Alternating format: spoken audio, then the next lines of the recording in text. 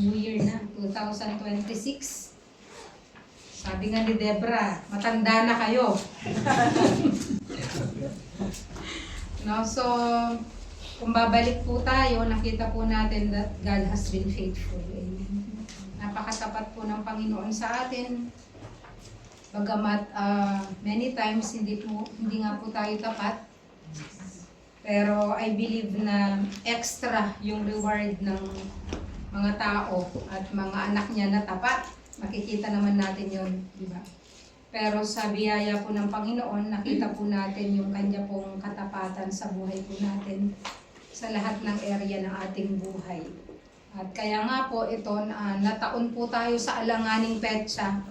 So ito po yung araw ng pagpapasalamat at bago po mag-end po ang taon, nais ko po ng bawat isa po sa atin, bilangin po natin ang lahat ng atin pong mga pagpapala na ibinigay po ng Panginoon sa atin.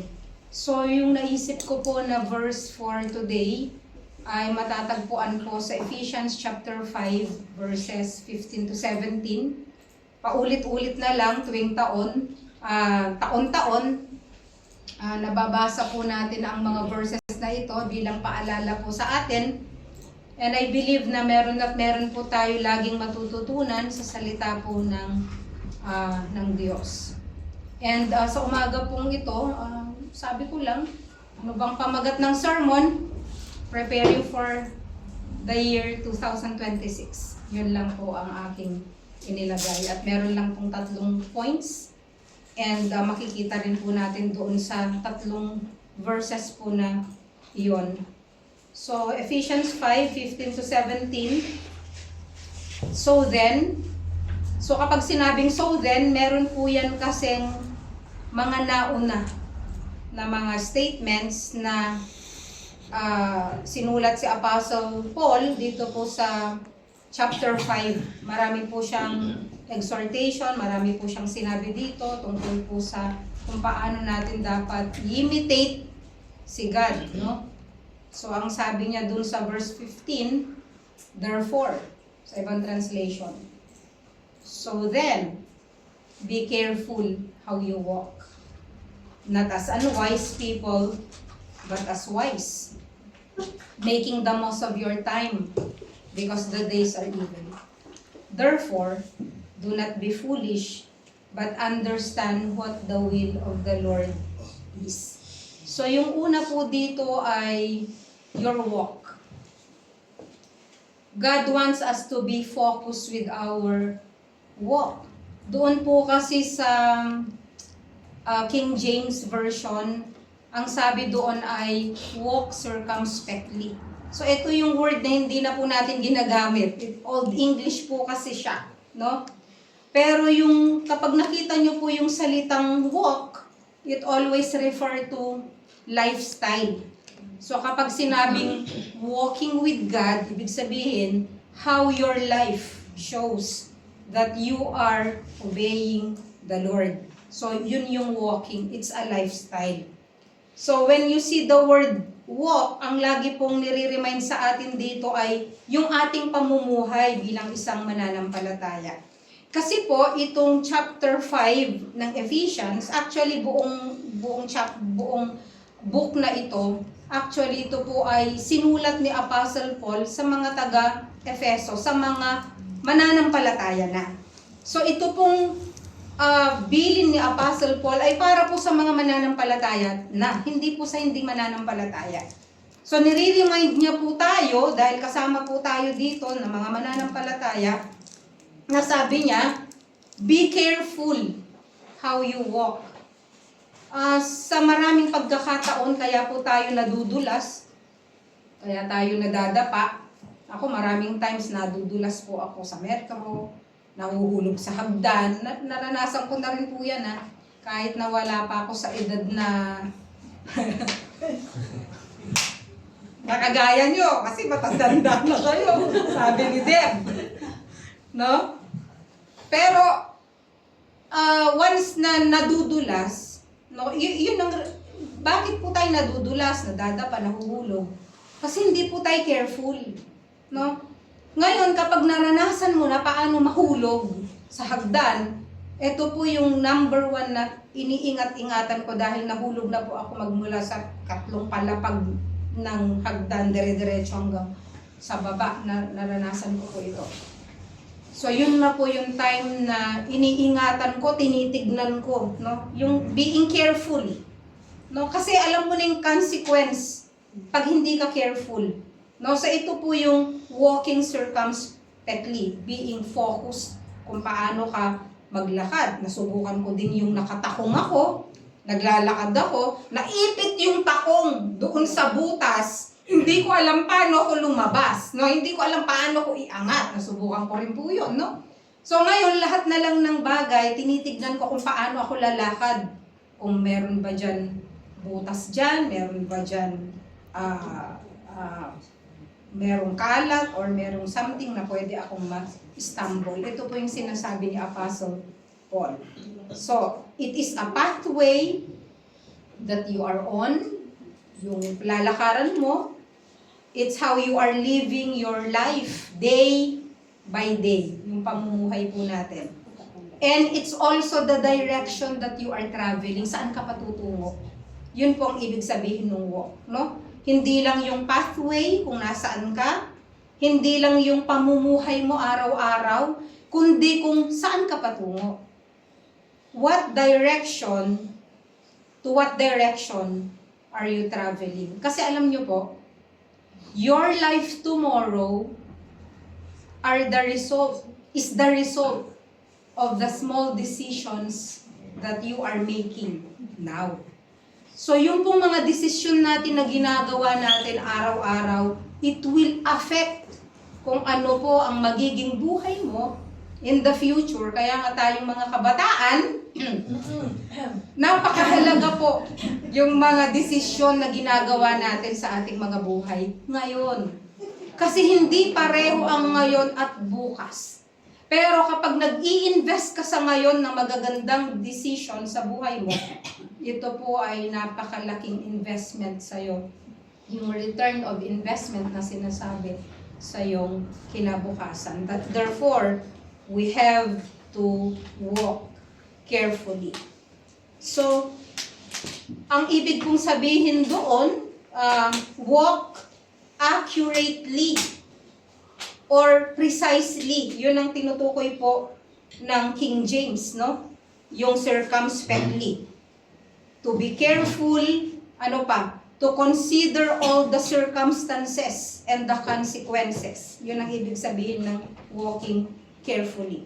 To be prudent, no? To keep your eyes open so that you don't take a wrong step and don't fall if you are at the edge of a cliff. No? Meron nga 'di ba na balita noon yung sa kasi selfie. Matatawa tayo pero nakakalungkot. 'Di ba? Yung kasi selfie sa may sa Batangas ata ito sa may Taal. Nahulog yung babae, mamatay. No? So, maging careful tayo as if we are falling at the edge of a cliff. Pay attention to how you are living and take a close and careful and exact look at how you are spending your life. Kaya nga, day by day, yung pamumuhay po natin, araw-araw po ito na napakahalaga. Kasi po yung maliliit na bagay na akala natin walang effect ito sa future natin, meron pong effect na malaki sa atin pong buhay. So, kailan po yung time na naging seryoso po tayo sa ating sarili kung paano ba ako namumuhay? Paano ko ba ini-spend yung aking buhay? Ito ba ay nalulugod ang Panginoon? Ito ba ay makakabuti sa akin? Yun bang ginagawa ko everyday ay makakabuti ba sa aking buhay? At meron bang magandang epekto sa aking pamilya? Sa aking hinaharap? Is it pleasing to the Lord? Are you living your life with a purpose? Alam mo, hindi tayo basta't lalabas na lang, magtatrabaho, uuwi, kakain, hindi eh. Meron tayong purpose. Bakit tayo nabubuhay pa? Bakit andito pa tayo? Meron po purpose ang Panginoon.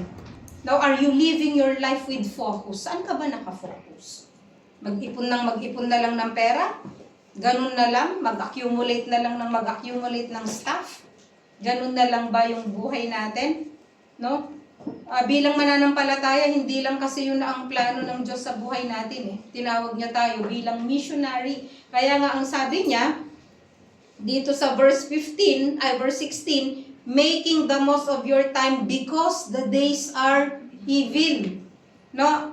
So yung sinasabi niya po dito ay, kaya niya po sinasabi yon ay dahil ang panahon po natin ngayon, nung panahon kasing yon, kaya sinasabi niya sa Ephesians, kasi nga di ba nag-worship sila sa God, kay Artemis, no? Goddess of sex. Di ba yung love, sabi nila. Pero actually, they were living immorally, no? Kumbaga, na-convert lang sila nakakilala sila sa Panginoon. May tendency pa rin na sila ay bumabalik-balik sa kasalanan. Okay, and so yun ang sinasabi ni Apostle Paul. So ang sinabi niya, be careful how you walk, no? Not as unwise or foolish, but wise. Ngayon, who is a fool? Sino yung unwise? Makikita natin sa Psalms 14 verse 1 na sabi dito, the fool has said in his heart, there is no God. No? Yun ang fool. Yung sinasabi mo sa iyong puso na walang Diyos. Okay. Lahat naman ng tao, halos, sinasabi naman nila na may Diyos. Naniniwala naman sila na may Diyos. Pero ang tinutukoy po dito ay nabubuhay sila na parang walang Diyos. Di po ba tayong mga mananampalataya, alam natin na may Diyos. Kaya nga aware tayo sa lahat ng ating ikinikilos kasi natatakot tayo sa Diyos. Alam nating may Diyos, pero maraming mga tao na bagamat sinasabi nila na may Diyos, naniniwala ako sa Diyos, subalit namumuhay sila na parang walang Diyos. Na parang hindi nakatingin ang Diyos sa lahat ng kanilang ginagawa. Yun po ang tawag doon ay fool. Sinasabi niya sa kanyang puso na nabubuhay siya na walang nagbabantay na Diyos. So, it is not enough that you believe that there is a God. That God exists. Kundi dapat ipakita mo sa buhay mo na may takot ka. May banal na pagkatakot ka doon sa pinaniniwalaan mo na may Diyos na nagbabantay sa'yo. So, punta tayo sa verse 16. Your wise use of time. Dito po sa Bagong Tipan, New Testament, meron pong dalawang words for time. Sabi ko nga sa inyo, ang vocabulary po ng mga Greek very rich. So for every word, laging meron po silang iba't ibang mga words na ginagamit patungkol po dito. So there are two words used here, no, in the New Testament. The first one is the word chronos. Lagi ko pong nababanggit yan. It is where we get the word chronological or chronology, no? It is calendar time. It is strict time. It's about the passing time. It is clock time. So, chronos is sequential, no? Ano ibig sabihin nun? Sequential. May past, may present, may past, may present, at saka may future, no? May sequential siya. Pangalawa, chronos is linear. Anong linear? It moves to one direction. Ano ibig sabihin? 2025, papunta siya ng 2026, papunta siya ng 2027, papunta siya ng 2020. Hindi ka pwedeng bumalik.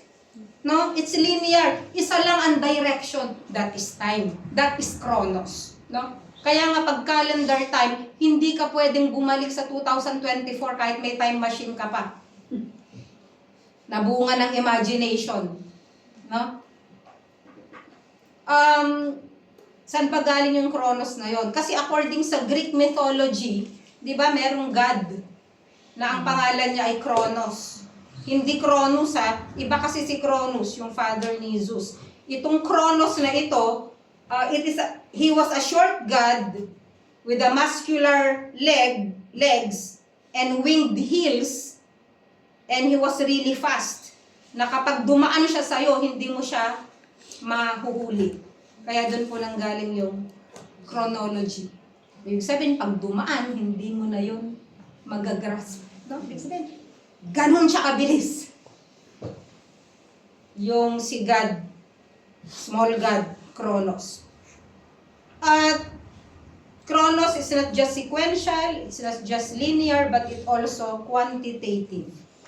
It contains, kaya nga meron tayong minutes, meron tayong hours, meron tayong days, meron tayong month, talagang exact, di ba? No? Quantitative, binibilang kung paano. Pero meron pong isang translation po sa Greek ng time. Ito po yung makikita natin dito sa Ephesians chapter 5 verse 16. Making the most of your time. Kung meron kayong Greek translation, i-click nyo yan, makikita nyo, na ang translation niya hindi Chronos, kundi Kairos. Kairos. Making the most of your time. No? Ano yung Kairos? Kairos refers to a critical and defining moment, to an appointed time. If Chronos is quantitative, Kairos is qualitative. It refers to a window of opportunity. Kaya nga ang NIV, ginagamit niya yung opportunity. Hindi niya ginamit yung salitang time. Opportunity yung ginamit niya, pero the same meaning, Kairos. It means an opportune time. Kaya sa Galatians 6:10, ang sabi niya, so then, while we have opportunity, hindi ginamit yung time dyan pero opportunity, pero ang translation niya ano po? Kairos. No? Time. While we have opportunity, let's do good to all people. And especially to those who are of the household of faith. So opportunity pala yun, yung makagawa ka ng mabuti sa iyong kapwa. It's an opportunity. Pag sinabi kasing opportunity, ito yung isang bagay na maaaring hindi mo na makuha. It doesn't refer to, yung time kasi qualitative, hindi na babalik. Pero yung pagkakataon na ito, no, opportunity yun. Baka hindi na yun ulit babalik, mauulit. Kaya nga, di ba, may kasabihan, opportunity knocks only once. No? Nasa sayo, kaya nga minsan ang hirap magdesisyon sa buhay, di ba? Kasi sinasabi mo, opportunity ko na to. Di ba? Alam niyo po yung pamangkin ko. Meron ako 5 pamangkin. Glory to God, lahat nakatapos yung 3, Atenean sila. Yung 4 engineering, nasa 3rd year college na. Yung ate niya, yung isa, education din ang course. Nitong nasanay na siya nagtrabaho. Nagtrabaho kasi nag-ano siya sa TESDA. Imagine mo yung halos hagdan sila na sunod-sunod, 5 magka-college. So ito nag-give way. Nagtrabaho siya. Nagtrabaho, tumulong din sa mga kapatid. Alam mo yung gano'n, yung pamangkin ko. Biglang sabi niya, hindi na ako babalik sa pag-aaral. Mag-a-abroad na lang po ako, tita, sabi niya sa akin. So ang sabi ko sa kanya, alam mo, mag-abroad ka hanggang gusto mo. Ang mahalaga, makatapos ka ng pag-aaral mo. So yung sinabi ko na, hindi daw kaya, sabi ko, mag-aral ka. Itong opportunity na ito, hanggat may lakas pa ako, baka hindi mo, wala na ito pagdating ng panahon. Now she's back sa kanyang pag-aaral. Nagpa-part-time, pero ang focus niya ngayon ay sa kanyang pag-aaral. Yun yung tinatawag na opportunity. Hindi lahat ng panahon may mag-o-offer sa'yo na pag-aaralin kita. Di ba? Yung merong mga auntie na nagpapaaral, mga kapatid, mga magulang, opportunity ang tawag doon. It's Kairos time. It's not Chronos time, it is Kairos time. Kasi maaaring magbibilang tayo, ay ganito, ganyan, matanda na ako, hindi na ako mag-aaral. Kasi minsan ganun yung reasoning nila matanda na ako. No, that's Chronos. You're talking about Chronos. I'm talking about Kairos. The opportunity na merong magpaaral sa'yo, na merong sasagot sa lahat ng pangangailangan mo. Okay, so that is making the most of the time. It refers to a window of opportunity. At sabi ng King James Version, redeeming the time. Yun yung word niya eh. Redeem the time, for the days are evil. So yung making the most of your time, ginamit po ito ng NASB, ng ESV. Pero the same lang po ang meaning naman nito. Pero ang ginagamit po ng King James ay ang salitang exagorazo, na ang ibig sabihin redeem. Ang ibig sabihin ng redeem ay to buy it back. Actually, ito pong salitang ito ay from the market, no? From the market. So what does God want us to do with our time? Una, He wants us to manage our time. No, maaaring itong 2025, marami tayong mismanagement. If you are the manager, are you going to fire you dahil nag-mismanage ka ng time mo for 2025? Fired. Sinire mo ba yung sarili mo this 2025? Kung ikaw yung manager? Ang sabi sa Psalms 90 verse 12, so teach us to number our days, that we may present to you a heart of wisdom. Because if we don't control our calendar, the calendar will control us. Hindi tayo namumuhay na basta na lang. Kinakailangan may purpose ka, may plano ka sa buhay mo kung saan ka patutungo. You have to establish boundaries and priorities. Mahalaga yon. Yung may boundaries ka, meron kang, ibig sabihin ng boundaries, meron kang, and priorities, you learn how to say no. Hindi lahat ng nagyayaya sa'yo, yes. No, halimbawa, huy, punta tayo sa ganito. Maganda naman yung namamasyal. Pero alam nyo, you always set a boundary kasi meron kang priority. That's the time that you can say no kasi meron kang ibang gagawin na alam mo na mas mahalaga. Okay? You have to set boundaries and priorities. That's why we need to manage our time. Na hindi yung you are facing this day at sasabihin mo, ay bahala na kung ano mangyayari sa buhay ko. Bahala na kung isang tambak yung lalabahan ko. Kasi minamanage yung time eh. Bahala na kung wala na kaming pinggan na gagamitin at hanggang doon na, hanggang taas na ng, maapaw na ng sink. Di ba? So, don't confuse urgent things with important things. Okay? Natalakay ko na to, di ba? There are important things that are urgent, okay? There are urgent things that are not really important. No? Kaya, wag nating i-confuse yun, yung mga bagay na yun. Hindi lahat ng urgent, importante. No? At hindi rin lahat naman ng, may mga bagay naman na mahalaga, pero hindi naman urgent. Diba? Pero mahalaga. Because we focus our time. Sabi nga ni Dwight Eisenhower, yung 34th President of the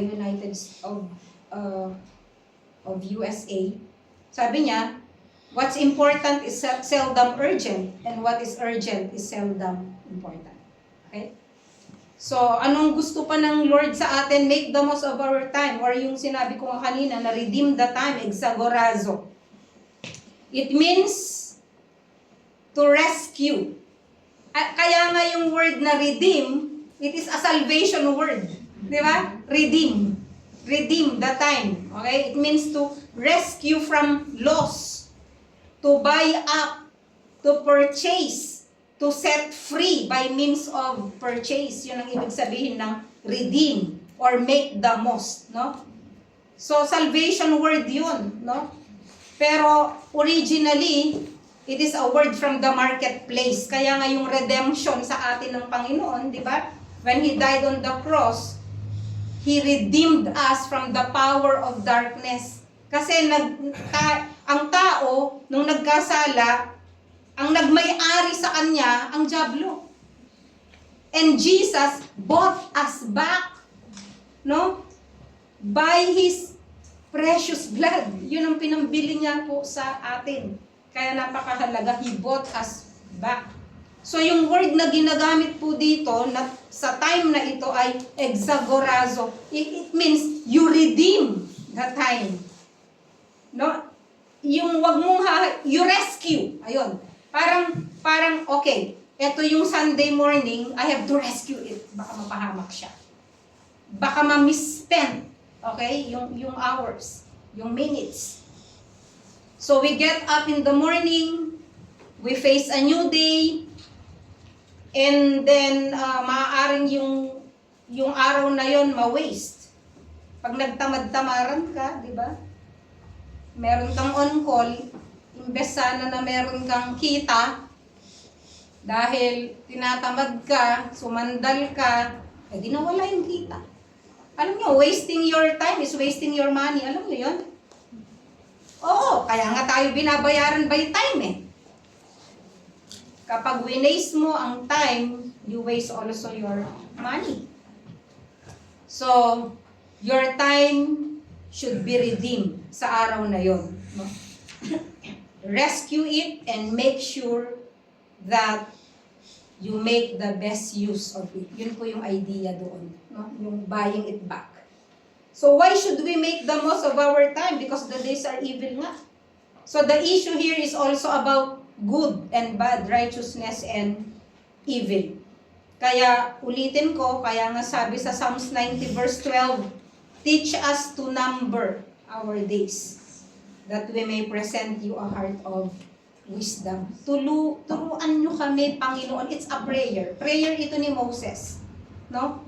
Sinulat po ni Moses itong Psalms chapter 90. Okay?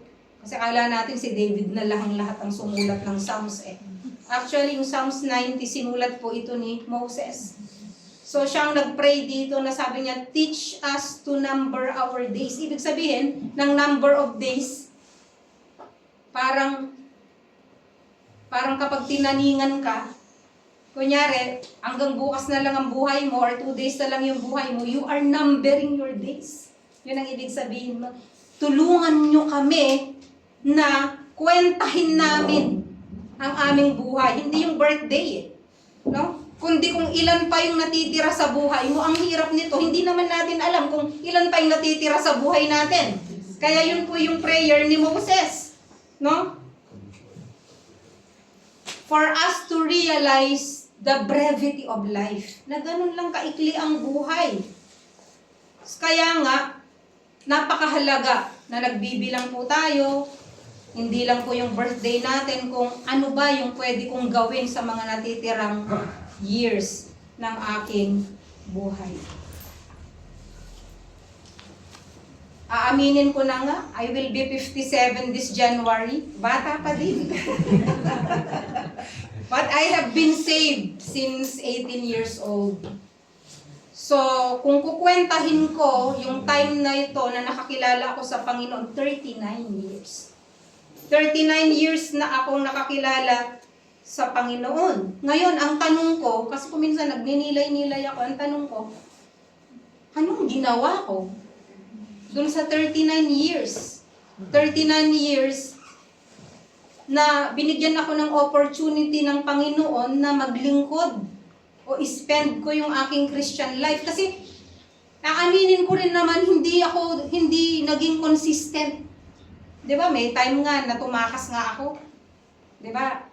Alam nyo naman yung kwento ng aking buhay na talagang tumakas ako.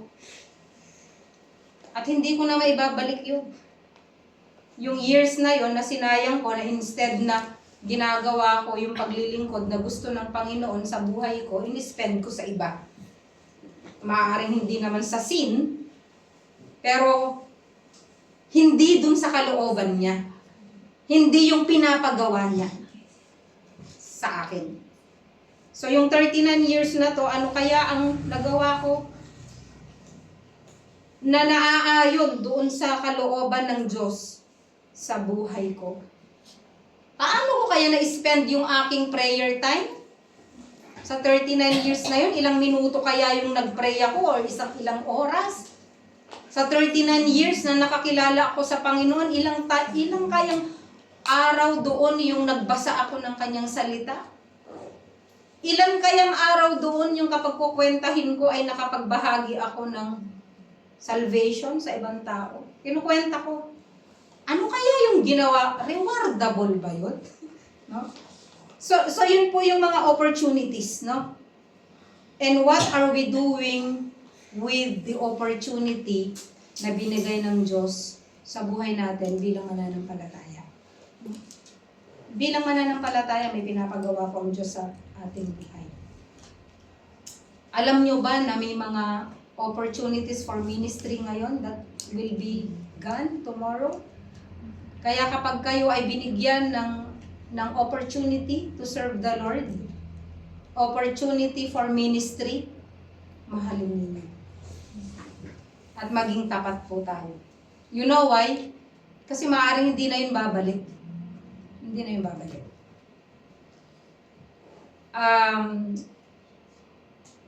Hindi ko alam. May mga times napaka-gracious ng Panginoon, ibabalik ka niya, pero hindi na doon sa kung saan ka dapat. Kasi sinayang mo yung opportunity na yun. So are we buying those opportunities up? No? Do we make most of the opportunity? Kaya nga ako minsan, pagka merong nagsabi sa inyo na, ikaw muna mag-devotion ngayon. That's an opportunity to share the Word of God. It's an opportunity na ikaw yung ginagamit ng Panginoon. Ikaw muna mag-preach. Ikaw muna mag-share. That's an opportunity. No? Every day is an opportunity to know and love God, to serve Him, opportunity for service, opportunity to care for and to love our family, our husbands and wives, children, our relationship, your marriage. Don't take that relationship for granted. You know why many people take their husbands for granted and their wives for granted? Because they are thinking that it will always be the same tomorrow. No, it won't. Baka kasama mo ngayon, bukas hindi na. Do you know why we take our family members for granted? Because we have that idea na nandyan pa ulit si mama bukas, nandyan pa si papa bukas, nandyan pa yung nanay ko bukas, nandyan pa yung kapatid ko bukas. It won't be. No one knows. Kaya although alam ko na yung kapatid ko mamamatay, alam ko naman yun, lahat naman tayo mauuna. Alam ko rin pupunta siya sa Panginoon. Pero nung nawala siya, I had this thought na I hope I had one last conversation with her. Yung ganon. Alam nyo, we just take things for granted kasi nasanay ka na nandyan lagi. We take our jobs for granted. Kasi marami naman trabaho dyan. Kung kayang hindi ka binigyan ng Diyos ng trabaho, pinagpahinga ka ng 1 year. Siguro, pag binigyan ka ng trabaho, gusto mo, trabaho ka na lang ng trabaho, di ba? Or hindi ka naging tapat na maging trabahador. You know, ang trabaho natin, opportunity yan. Alam nyo ba yung mga, natutuwa ako sa mga iba na nagtatrabaho ng tapat, and then ire-refer ng amo sa kaibigan, talagang highly recommended, kasi maganda yung trabaho mo. Hindi ka ire-refer kung mapapahiya siya, di ba? Kaya nga yung pagiging tapat sa amo, it's an opportunity for other opportunities. Ganun po yung gawin natin. So, make the most of your time. Hindi ko alam kung naranasan nyo din ito, pero alam ko yung mga ibang kapatid, yung kinukwento natin na namamatay yung auntie, namamatay yung uncle, namamatay yung pamangkin. Magka-travel, kailangan sharean. Di ba? Ay, pupuntahan kasi habang buhay pa ma-sharean. Pero ilang years mong kasama. Tapos wag malapit ng mamatay, dun ka magmamadali na sharean mo, hindi na makapag-respond. 'Di ba? Guilty tayo lahat diyan no? Yung meron tayong mga kaibigan na magugulat ka na lang, wala na pala sila, or nasa bingit ng kamatayan, or nasa hospital, tapos sana na-sharean ko. No? So yun, that's making the most of your time.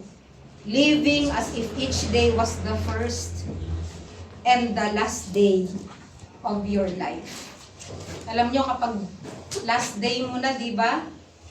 Sa Pilipinas, ang dami mong gustong gawin. Pagkakasyahin mo lahat.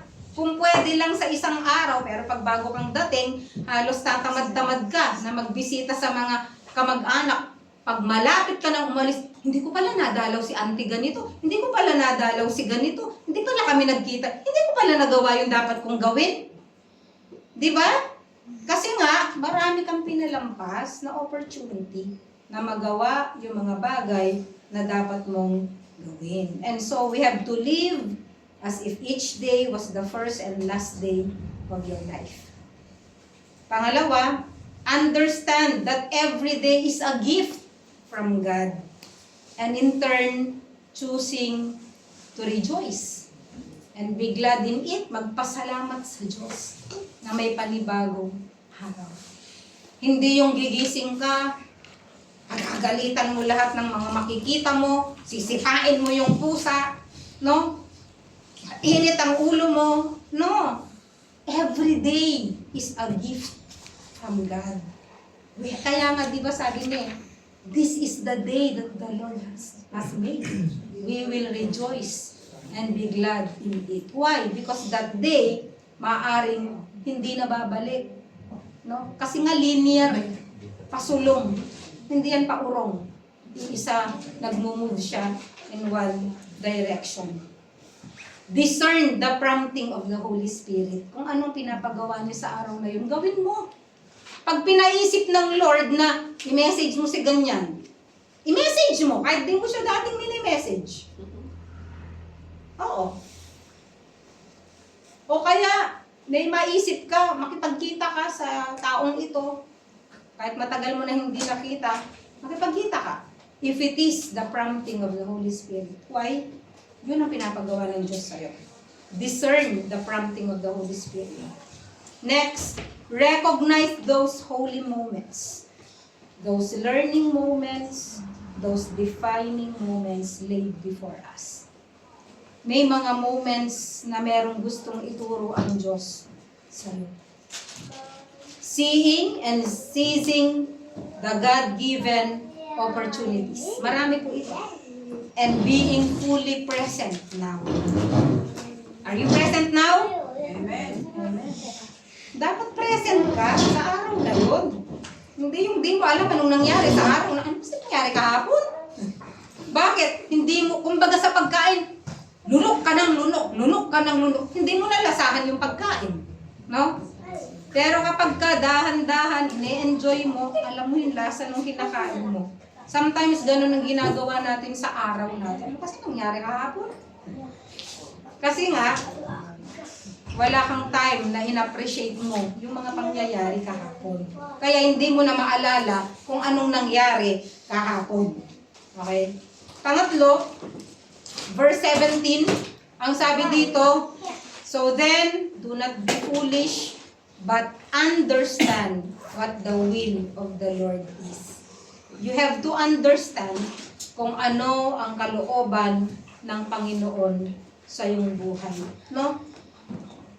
So our number one responsibility as a Christian to know God's will, yun yung number one. Kalooban ba ng Diyos na nasa church ako pag Sunday?